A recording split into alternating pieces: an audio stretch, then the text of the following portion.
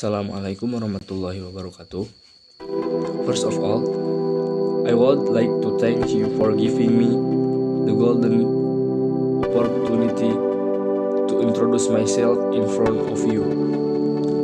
Hello sir, I am Rizkan Ramadan. I was born in Sukabumi, November 2003. I am 18 years old.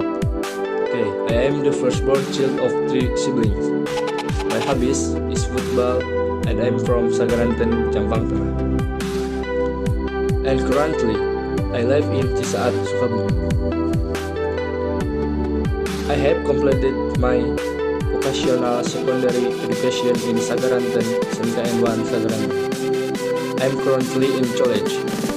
The holder level I did it educational qualification. Okay. My specialty is that I am good at working together and able to adapt quickly and in any environment.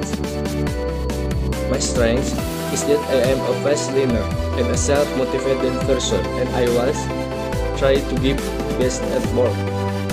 My weakness is I am an emotional person and I trust people easily and know I am trying to overcome my weakness. My long-term goal is to achieve a good position with my hard work and dedication where I can build themselves and contribute to the growth of the organization.